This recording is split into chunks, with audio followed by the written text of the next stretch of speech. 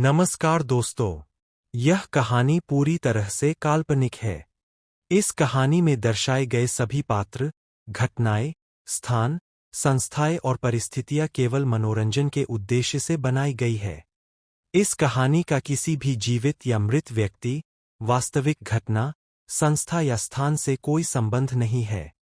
यदि किसी प्रकार की समानता दिखाई देती है, तो उसे मात्र एक संयोग माना जाए। कृपया इस कहानी को केवल एक काल्पनिक रचना के रूप में देखें। अब कहानी शुरू होती है। Empire of Secrets, Episode 3. The coffee mistake. जिस लड़की को कबीर ढूंढ रहा था, वही लड़की आज खुद उसके सामने आने वाली थी। लेकिन दोनों में से किसी को भी अंदाजा नहीं था कि उनकी पहली मुलाकात एक ऐसी लड़ाई की शुरुआत होगी जो सिर्फ दिलों की नहीं, बल्कि पूरे साम्राज्य की किस्मत बदल देगी। मुंबई की सुबह उसके जैसी होती है, शोर, धुंध और कहीं कहीं चाय की भाप। लेकिन उस दिन सुबह कुछ अलग था। अनन्या कल रात की भागदौड़ से अभी उबरी भी नहीं थी कि उसका फोन बज उठा। मीरा थी। चल, आज हम ओल्ड ब्रू जा रहे हैं। क्या? मुझे तो लैब जाना है। लैब जाएगी भी तो मरने के लिए। तू जानती है, पिछले 3 दिनों से तूने चाय भी ठीक से नहीं पी। मैं आ रही हूं तुझे लेने 10 मिनट में। और अगर तू नहीं आई तो मैं तेरी लैब में आकर सबके सामने नाचूंगी। मीरा, तू। 10 मिनट। फोन कट गया। अनन्या ने गहरी सांस ली। मीरा को कोई रोक नहीं सकता था।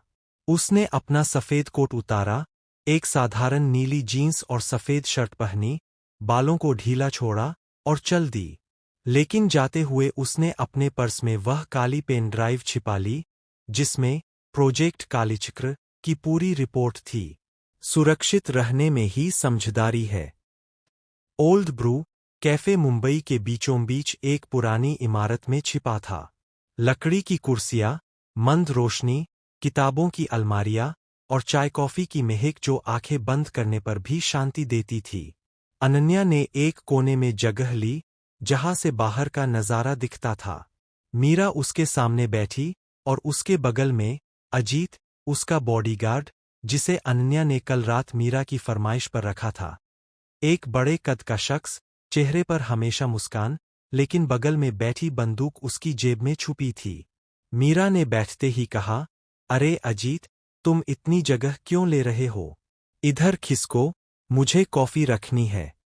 अजीत ने सीधे होकर कहा, मैडम, मैं बॉडीगार्ड हूं, मुझे दरवाजे के पास रहना चाहिए। अरे बाप रे! दरवाजे के पास रहेगा तो कॉफी कौन पिएगा? मीरा ने उसे खींचकर नीचे बिठा दिया।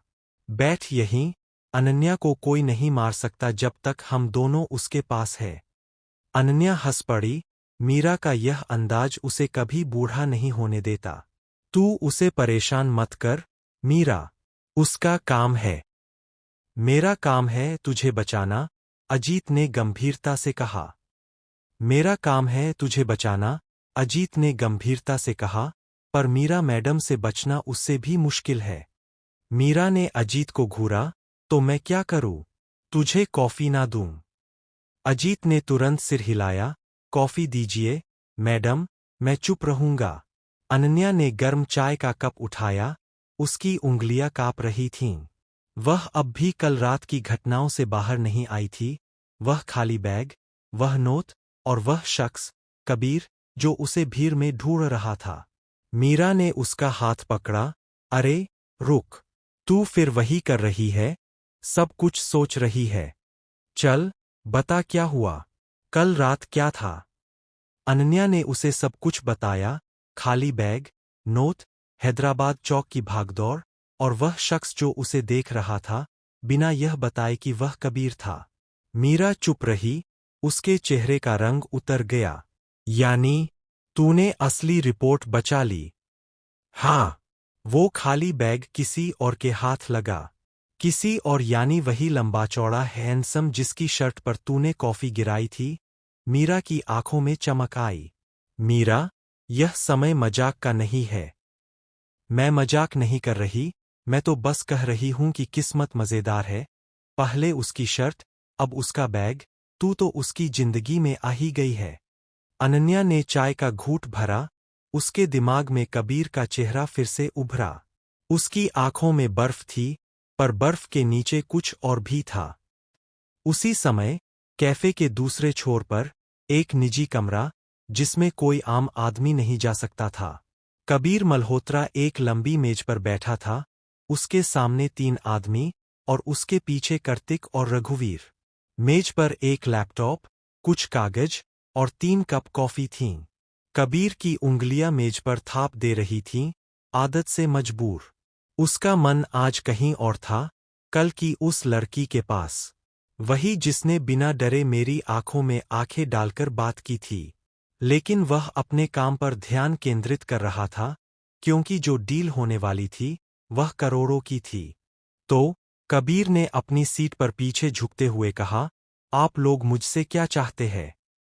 सामने बैठा एक मोटा सा आदमी, माफिया बॉस दिनेश शेट्टी, घबराते हुए बोला, कबीर भाई, हमें दक्षिण मुंबई का इलाका चाहिए, हमारी लड़कियां वहां काम करती है। तुम्हारी लड़कियां?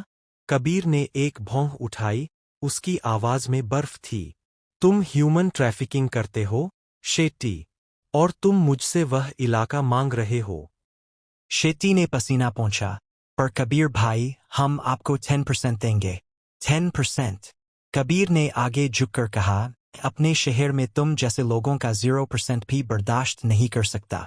उसने रघुवीर की ओर देखा, इन्हें बाहर निकालो, और अगर मैंने दोबारा इनके बारे में सुना, तो ये मुंबई छोड़ दें। शेट्टी और उसके आदमी डरते डरते उठे और बाहर निकल गए।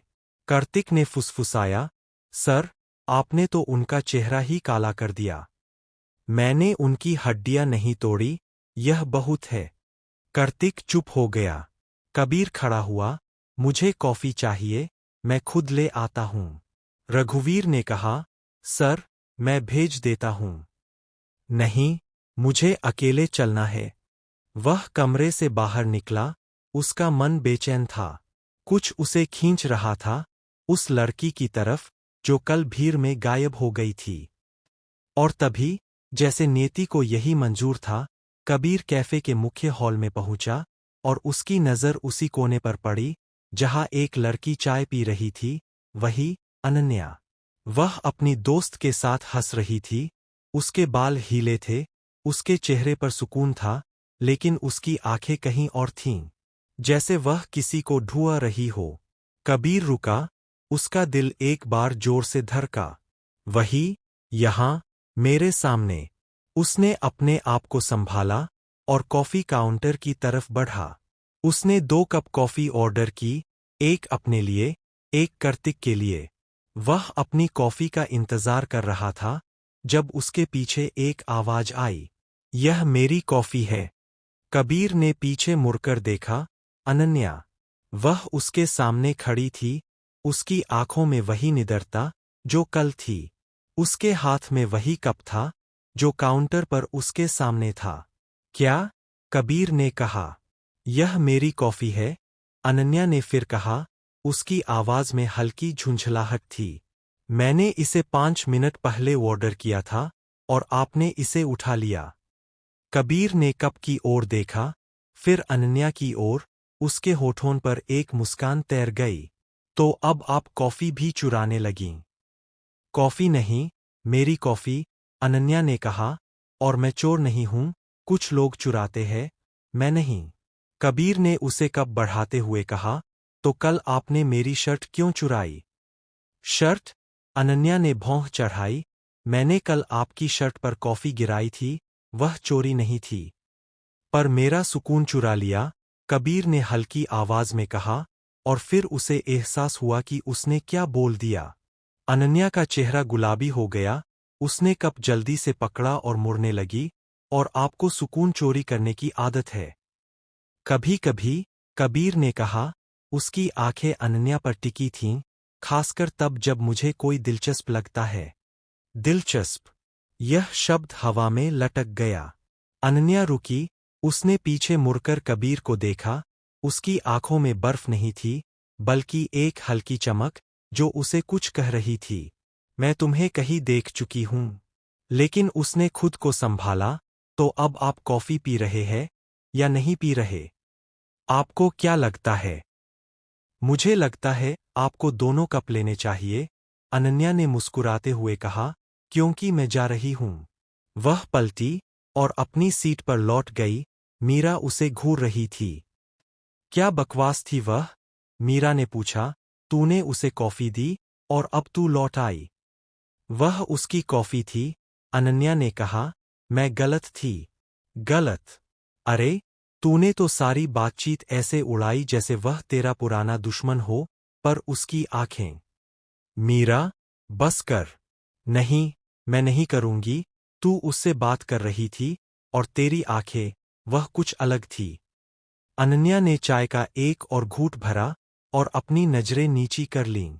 उसकी आंखें, वही बर्फ, पर कुछ और भी। उधर कबीर अपनी सीट पर लौटा। वह कॉफी लेकर बैठा, पर उसका दिमाग कहीं और था। कार्तिक ने उसे टोका। सर, आपने कॉफी तो ली, पर आपने पी नहीं। मैं पी रहा हूं, कबीर ने कहा, और कॉफी के 2 घूंट भरे। बस सोच रहा था। क्या? वह लड़की। कबीर ने बिना सोचे कहा, वह अलग है। कार्तिक ने रघुवीर की ओर देखा, और उसके चेहरे पर एक बड़ी सी मुस्कान थी। सर, पहली बार मैंने आपको किसी के बारे में ऐसे बोलते सुना है। चुप कर, कबीर ने कड़क आवाज में कहा, और अपना काम देख। कार्तिक ने अपने लैपटॉप को खोला, पर उसकी नजरें बाहर किसी पर पड़ी। एक शख्स कैफे के बाहर खड़ा था, एक काले कोट में, एक कैमरा लिए, जो कैफे के अंदर किसी की तस्वीरें खींच रहा था। सर, कार्तिक ने कहा, वहां कोई है। कबीर ने बाहर देखा। उसकी नजर कैमरे पर पड़ी। एक इंसान, अनन्या की तरफ। रघुवीर। हाँ, सर। उस शख्स को पकड़ो और उसका कैमरा ले आओ, अभी। रघुवीर बाहर गया, पर तब तक बहुत देर हो चुकी थी। वह शख्स भाग चुका था। उसका कैमरा उसके हाथ में था, और उसने कुछ तस्वीरें ले ली थीं, अनन्या की और कबीर की। कैफे के बाहर, एक गली में, वह शख्स एक फोन निकालकर किसी को मैसेज भेज रहा था। टारगेट मिल गया। डॉ अनन्या देशमुख और कबीर मल्होत्रा एक ही कैफे में थे। संपर्क हुआ। आगे की कार्रवाई। कुछ पल बाद एक जवाब आया। तस्वीरें भेजो। और अगले 24 घंटे तक दोनों पर नजर रखो, यह खेल अभी शुरू हुआ है। उधर कैफे के अंदर अनन्या ने मीरा से कहा, चल, अब लौटते हैं, मुझे लैब जाना है। अरे, अभी तो। मीरा, प्लीज, मुझे थकान हो रही है। मीरा ने उसका चेहरा देखा और चुप हो गई। वह उठी, अजीत भी खड़ा हो गया, और वे तीनों कैफे से बाहर निकल गए। कबीर ने उसे जाते देखा। उसका दिल एक बार फिर धड़का। उसने उठने का मन बनाया, पर रुक गया। उसने अपनी कॉफी खत्म की और अपनी सीट पर वापस बैठ गया। कार्तिक ने कहा, सर, आपने उसे जाते ही देखा? हाँ। और आपने कुछ नहीं किया? मैं क्या करूं, भागकर उसके पीछे जाऊं? कबीर ने अपनी नजरें सामने टिका लीं। मुझे उसकी जरूरत नहीं, मुझे रिपोर्ट चाहिए। पर सर, आप भी तो जानते हैं। मुझे पता है, कार्तिक। मुझे पता है। वह उठा, अपनी जैकेट उठाई, और कमरे से बाहर चला गया। उसका मन उस लड़की को ढूंढ रहा था। रात हो चुकी थी। कबीर अपने ऑफिस में बैठा था। उसके सामने एक फोन था, और उस पर एक नया मैसेज था। उसने उसे खोला। जिस लड़की से अभी तुम्हारी मुलाकात हुई, वही मेडिकल रिपोर्ट की आखिरी कड़ी है। कबीर की सांसें थम गईं, उसकी आंखें फैल गईं। वह खड़ा हो गया, तेजी से। अनन्या, उसने चीख कर कहा, और कैफे की तरफ भागा, पर तब तक बहुत देर हो चुकी थी। वहां कोई नहीं था, सिर्फ कुर्सियां, सिर्फ वही गर्म कॉफी, और वह कप जो उसने अनन्या को दिया था। वह रुका, उसकी आंखों में बर्फ पिघल रही थी, और उन आंखों के पीछे एक चाहत, जो वह नहीं जानता था क्या थी। अनन्या। उधर अनन्या अपने कमरे में बैठी थी। उसके हाथ में वह काली पेन ड्राइव थी और उसके दिमाग में कबीर का चेहरा, वही बर्फीली आंखें जो आज कुछ और कह रही थीं। उसका फोन बजा, एक अनजान नंबर। हेलो डॉ देशमुख, हम आपसे मिलना चाहते हैं। कल शाम आपके कैफे में। अकेले। फोन कट गया। अनन्या का दिल धड़क रहा था। उसने पेन ड्राइव को छाती से लगा लिया। यह खेल अब शुरू हुआ है। क्या ये सिर्फ एक इत्तेफाक था या किसी ने जानबूझकर कबीर और अनन्या को आमने सामने लाया? आखिर कौन है जो पर्दे के पीछे से दोनों की जिंदगी को एक ही खेल का हिस्सा बना रहा है? जानने के लिए पढ़िए एम्पायर ऑफ सीक्रेट्स।